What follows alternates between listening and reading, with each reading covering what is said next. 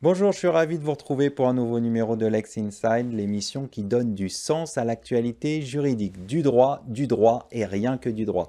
Au programme de ce numéro, on va parler du rôle du directeur juridique en cas de crise. Ce sera dans quelques instants avec Jean Werner de Tserclass, directeur général principal chez FTI Consulting.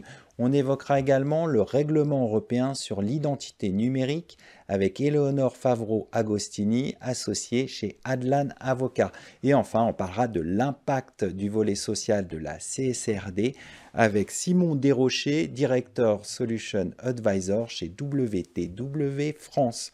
C'est parti, c'est Lex Inside.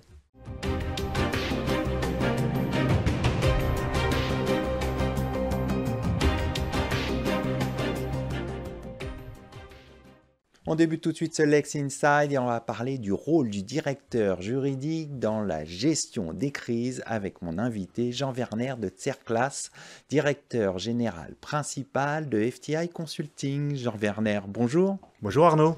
Nous allons voir ensemble l'impact des crises sur les organisations et leurs directeurs juridiques et comment ces derniers gèrent les crises, notamment à l'aune d'une étude que vous avez réalisée qui analyse tous ces impacts et les conséquences des crises sur les entreprises. Tout d'abord, quel type de crise représente les plus grands risques pour les entreprises ? Alors Arnaud, rebonjour. Effectivement, on a réalisé cette étude sur le rôle des directeurs juridiques dans les crises avec The Economist. Et c'est une étude qui a interviewé plus de 600 directeurs juridiques à travers le monde. Donc pour revenir à votre question sur les crises qui représentent le plus grand risque, en fait c'est un mélange de deux dimensions, la notion de risque. À la fois la notion d'impact qu'une crise pourrait avoir sur une entreprise, mais aussi à quel point est-ce que cette entreprise va être préparée. Donc sur la notion d'impact des entreprises, les crises qui sont ressorties le plus souvent, c'est les crises réputationnelles et opérationnelles. 30% des directeurs juridiques que l'on a interviewés nous ont mis dans le top 3 ces deux types de crises. Et il se trouve que ces types de crises, en plus, ce sont celles sur lesquelles ils se sentent le moins préparés. Donc ça, c'est vraiment les crises qui sont le plus ressorties. Il y a d'autres types de crises qui sont ressorties aussi avec beaucoup d'impact, mais sur lesquelles ils se sentaient plus préparés. C'est le cas notamment des crises cyber. On parle beaucoup. Alors on voit qu'une majorité des entreprises sondées, plus des 2/3, n'ont pas intégré les leçons des crises précédentes. Quelles sont les conséquences de ce constat ? Alors effectivement, il y a déjà eu beaucoup de crises et on note que non seulement il y a eu beaucoup de crises, mais le nombre de crises auxquelles sont confrontées les entreprises et les directeurs juridiques augmente. Et leur fréquence est plus importante, mais aussi la gravité de la crise est plus importante. Et puis on évoquait à l'instant différents types de crises. Ce qu'on voit aussi, c'est que ces crises, elles sont multidimensionnelles. On parle d'une crise réputationnelle, de crise cyber, de crise sur l'impact sur le cours de bourse. En fait, aujourd'hui, quand il y a une crise, par exemple cyber, eh bien, elle va toucher différentes dimensions, c'est-à-dire une crise réputationnelle, opérationnelle, etc., etc. Donc c'est d'autant plus difficile de les gérer. Donc c'est d'autant plus difficile de les gérer et d'où l'importance d'être plus préparé. Et comme vous le disiez, on a noté dans cette étude, et les directeurs juridiques eux-mêmes le reconnaissent, qu'ils ne se trouvent pas assez préparés. Pour vous donner un exemple, il y a 30% des directeurs juridiques qui nous disent qu'ils n'ont pas de grille de réponse en termes de communication pour tel ou tel type de crise. Ou encore 60% qui ne font des analyses des signaux avant-coureurs à une crise qu'une seule fois par mois, quand les meilleures pratiques le font beaucoup plus. Donc c'est pas assez préparé et ça peut avoir des conséquences significatives. Si on se place du côté des investisseurs, pour une entreprise cotée, ça peut avoir un impact très significatif sur le cours de bourse. D'un point de vue commercial également, on peut avoir des clients qui peuvent délaisser l'entreprise pour ses produits ou ses services, et ça peut aller même jusqu'à l'extinction et l'arrêt de l'activité en cas de crise significative. D'accord. Alors le constat, c'est que les entreprises peinent à se préparer, mais pourquoi justement les entreprises ont du mal à se préparer face aux crises futures ?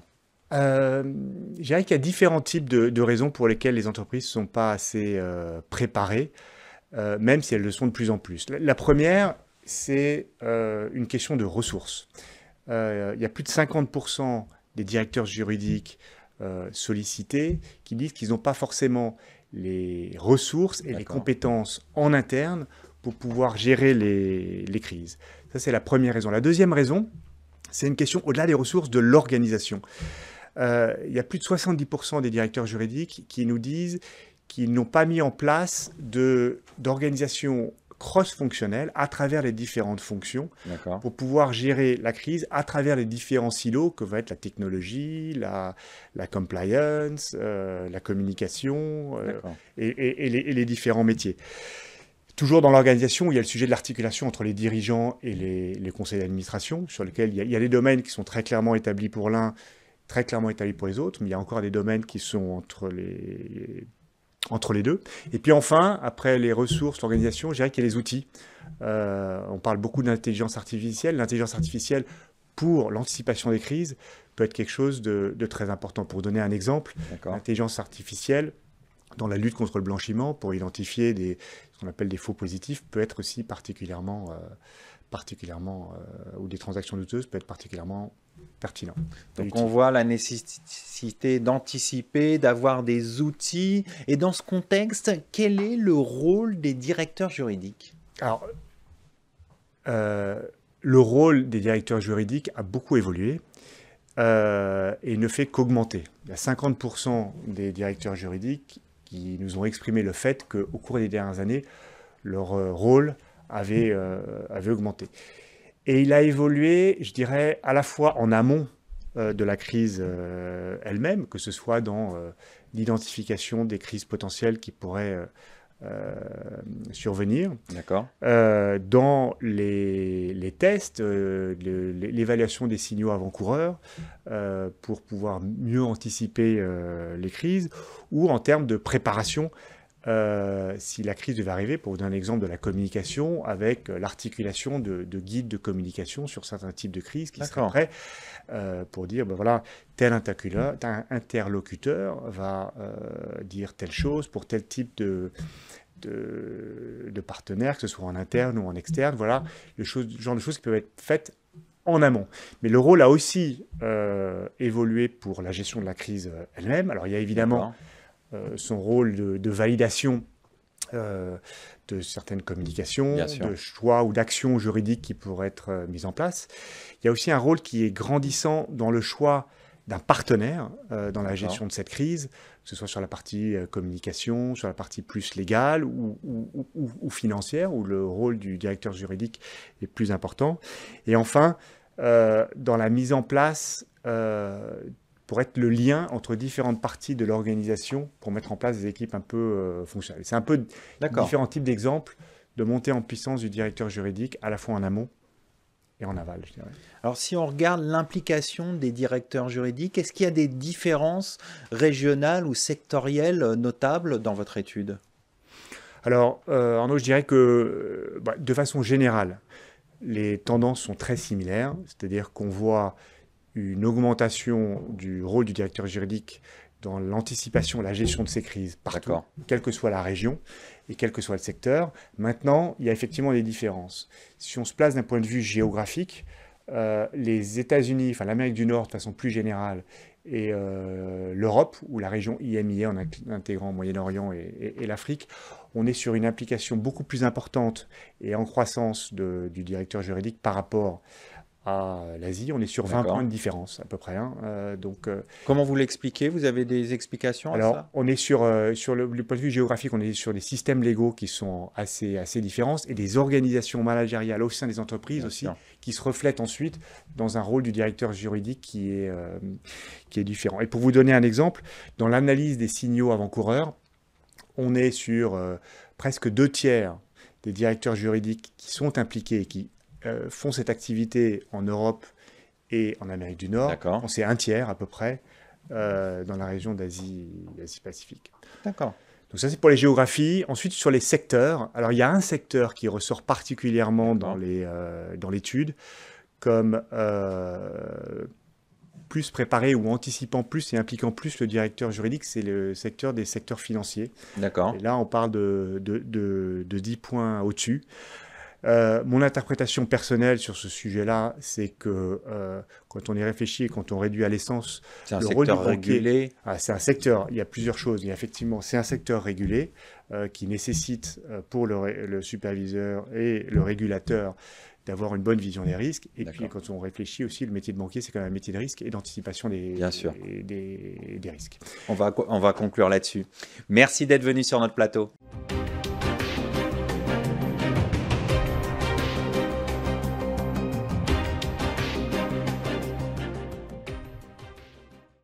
On poursuit ce Lex Inside et on va parler du règlement européen sur l'identité numérique avec mon invité, Éléonore Favreau-Agostini, associée cofondatrice du cabinet Adlan Avocat. Éléonore, bonjour. Bonjour, enchantée.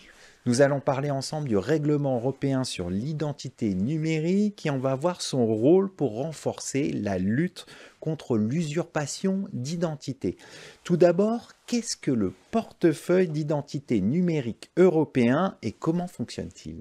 Eh bien, donc, le portefeuille d'identité numérique européen, ou EUD Wallet, est un moyen sécurisé d'accéder aux données et de partager des informations d'identité, mais aussi tout autre document officiel ou important.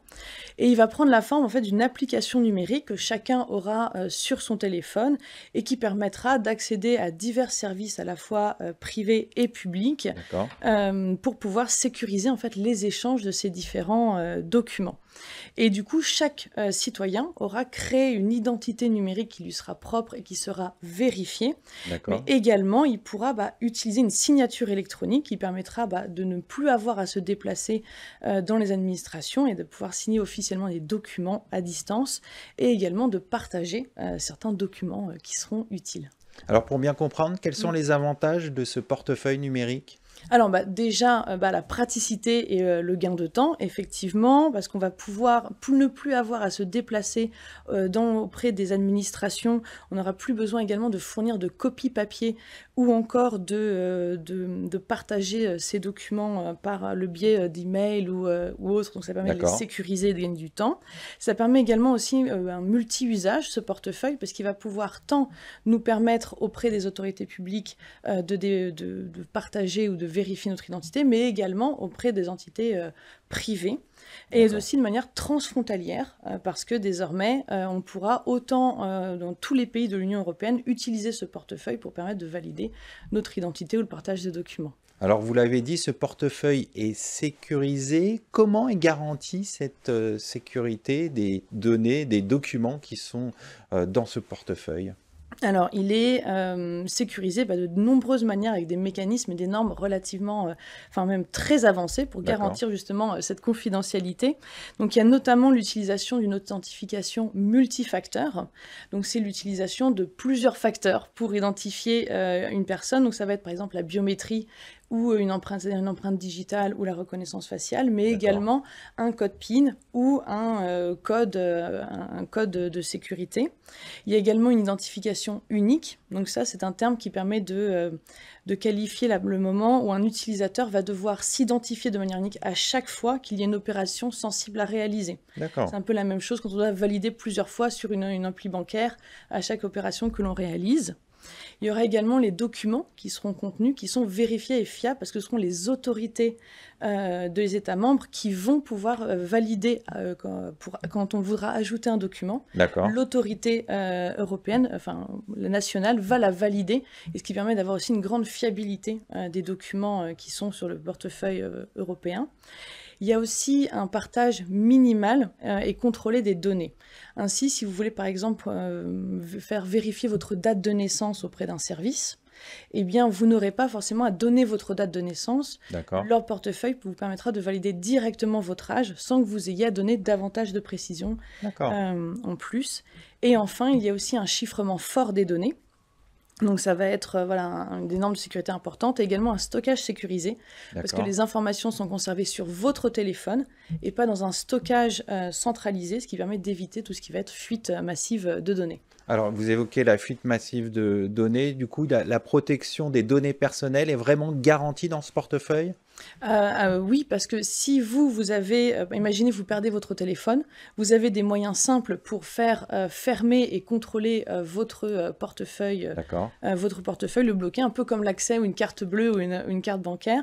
Et également, chaque téléphone au final est un élément extrêmement, sécurisé, que chacun a.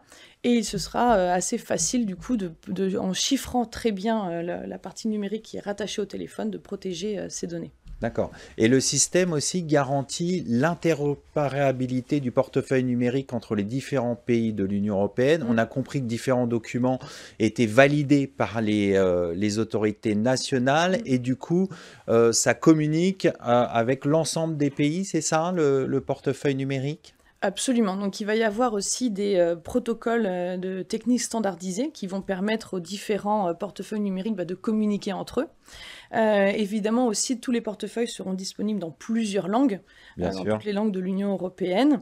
Les signatures électroniques seront également interopérables et permettront de signer tant en France qu'en Espagne. Il y aura également aussi une conformité à tout ce qui est les standards IDAS, donc c'est tout D'accord. ce qui est l'identification électronique, donc c'est vraiment les règles de confiance, identification électronique qui sont uniformisées dans l'Union européenne. Il y a également le cadre d'une gouvernance européenne avec justement, pour résoudre le problème d'opérabilité, il y aura un cadre européen de contrôle de ce portefeuille qui est créé. D'accord. Et enfin, toutes les autorités nationales pourront également coopérer entre elles en cas de soucis à ce niveau-là. D'accord. Pour aller plus loin, quels sont ces types de services publics et privés qui auront accès à ce portail numérique? Eh bien, il y a un très très large éventail. Il y a notamment tout ce qui va être les services évidemment d'administration et du gouvernement. Donc, on pourra autant l'utiliser pour des élections, pour s'inscrire D'accord. sur les listes électorales, pour remplir sa déclaration d'impôt, qu'également pour tout ce qui est dans le domaine de la santé. On pourra avoir un seul dossier médical, on pourra obtenir aussi ses prescriptions sur le portefeuille numérique européen. Ensuite, d'un point de vue privé, il y a notamment les services financiers et bancaires qui nous permettent autant d'ouvrir un compte bancaire, mais également peut-être de souscrire une assurance. D'accord. Éducation et formation, avec autant l'inscription auprès de certains établissements que la réception des diplômes obtenus.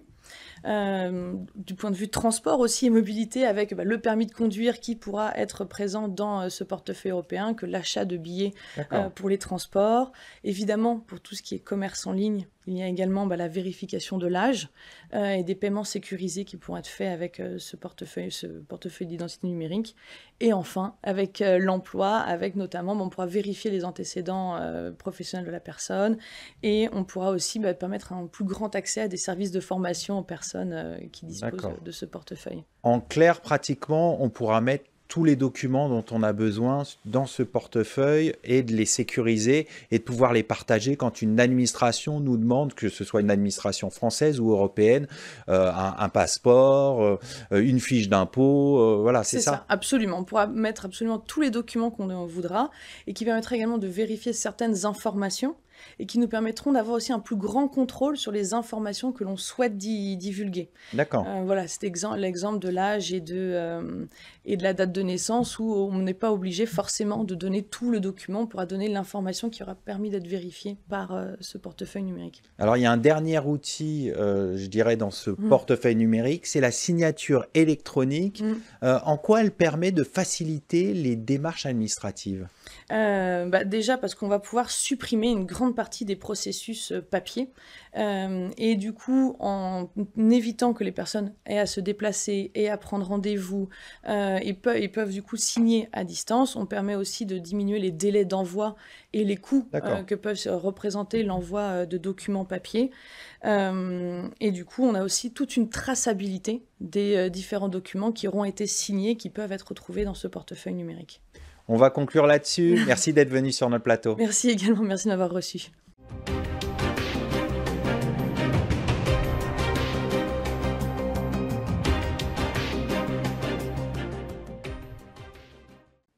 On va parler impact du volet social de la CSRD avec mon invité Simon Desrochers, directeur Solution Advisor chez WTW France. Simon Desrochers, bonjour. Bonjour Arnaud. Quand on parle de la CSRD, on évoque souvent les enjeux environnementaux, mais pourtant, les aspects sociaux représentent 40% des exigences de publication. On va en parler ensemble, mais avant toute chose, quelles sont les entreprises concernées par la CSRD?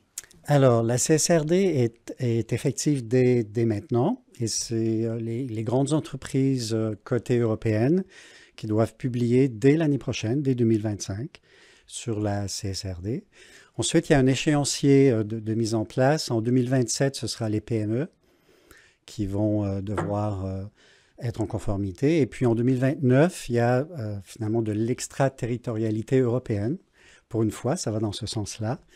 Et c'est les entreprises, par exemple, américaines ou extra-européennes qui ont des opérations importantes en Europe qui devront aussi s'y conformer. Le Premier ministre Michel Barnier s'est prononcé en faveur d'un moratoire. Il estime qu'il y a beaucoup trop de contraintes en l'état sur les entreprises. Qu'en pensez-vous?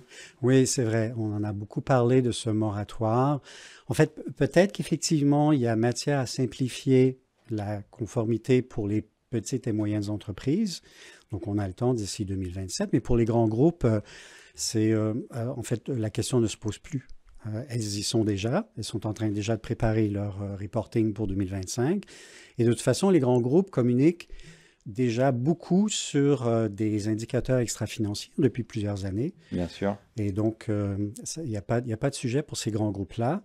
Ce qui est peut-être un peu étonnant, c'est que ça a été communiqué comme étant un boulet de non-compétitivité pour les entreprises pour lesquelles on imposait ce cadre-là. Mais en fait, c'est plutôt une chance, je crois, parce que la CSRD va offrir un cadre normatif harmonisé au niveau européen sur l'ensemble des initiatives sociales de responsabilité, de durabilité aussi pour les entreprises.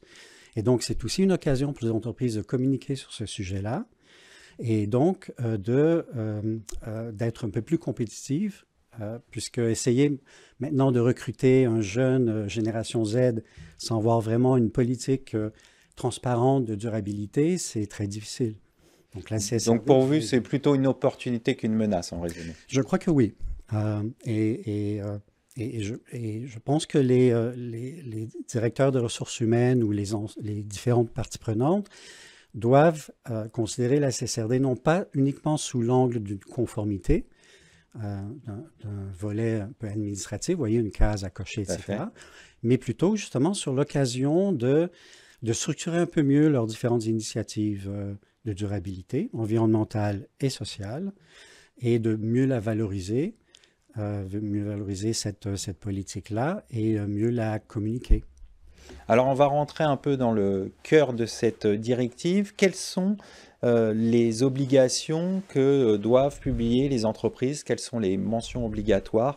Et comment s'y prendre pour être le plus efficace possible? Oui, et l'efficacité est importante, effectivement, puisque la CSRD, en fait, c'est 12 normes, encore une fois européennes. Vous avez dont 5 normes sur l'environnement, de type l'économie circulaire, le changement climatique, etc. Et 4 normes de volet social sur les salariés, sur la chaîne de valeur, sur même les clients, les communautés. Et donc, ces 12 normes-là peuvent inclure, je pense qu'il y a à peu près 1200 points d'information possibles. Donc, c'est quand même considérable. C'est très considérable, mais attention, comme n'importe quelle norme, il y a ce concept de matérialité. C'est-à-dire, les entreprises, on ne demande pas aux entreprises de tout publier sur tout le potentiel de la CSRD. On ne publie que ce qui est significatif pour l'entreprise et ce qui est matériel. En d'autres termes, c'est quoi ce qui est significatif, ce qui est matériel? Alors, la CSRD introduit le concept de double matérialité, ce qui est vraiment très intéressant, puisque les normes anglo-saxonnes n'ont qu'une matérialité à un sens, je dirais. La double matérialité, c'est d'abord mesurer effectivement le risque que l'environnement pèse sur l'entreprise, sur sa performance, ce que l'ensemble des normes mesurent. Mais ce qui est nouveau aussi, c'est cette double dimension. Il faut aussi que l'entreprise apprécie l'impact qu'elle a sur ces différentes parties prenantes. Donc, l'environnement, évidemment, la nature, on pense aux ressources non renouvelables. Bien sûr. Mais c'est beaucoup plus large. C'est aussi les salariés. Par exemple, c'est les clients, c'est comme on disait tout à l'heure. Donc, ce concept de double matérialité s'applique à 2 dimensions. Et donc, les entreprises doivent mesurer sur quelles exigences de publication elles vont travailler, étant donné cette mesure de matérialité. Donc, il y aura des seuils à définir. D'accord. Ce qui est important de savoir, c'est que, évidemment, la CSRD, c'est une norme et donc c'est un rapport qui sera publié en même temps que le rapport annuel financier.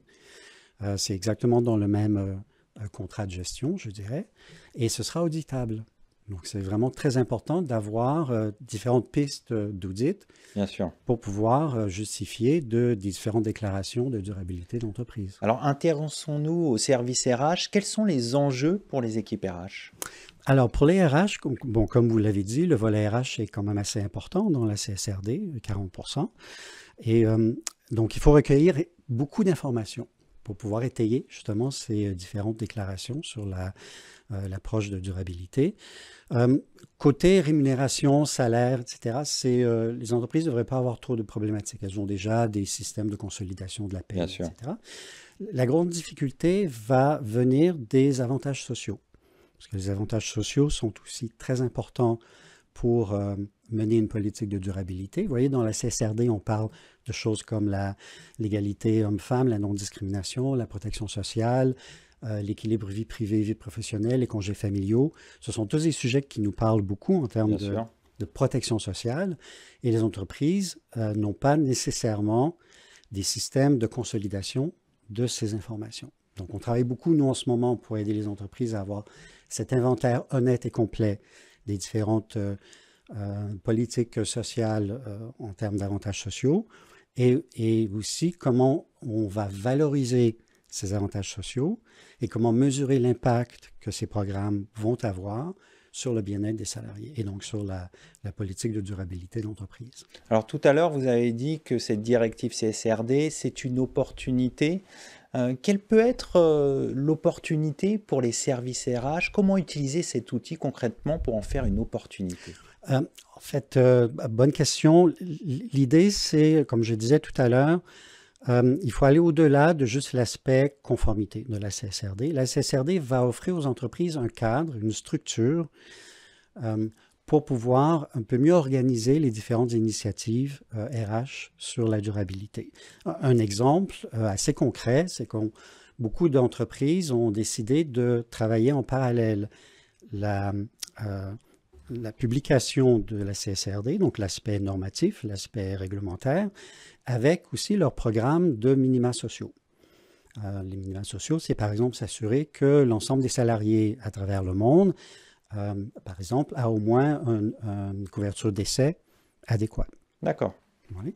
Et donc, la CSRD offre ce cadre, offre aussi une opportunité de beaucoup mieux communiquer sur ces initiatives RH et donc de pouvoir attirer, de pouvoir retenir, de pouvoir engager beaucoup plus les salariés. On va conclure là-dessus. Je vous remercie Simon Desrochers. Je rappelle que vous êtes directeur Solution Advisor chez WTW France. Merci. Merci à toutes et à tous pour votre fidélité. Quant à moi, je vous retrouve très bientôt pour un nouveau numéro de Lex Inside sur Be Smart for Change.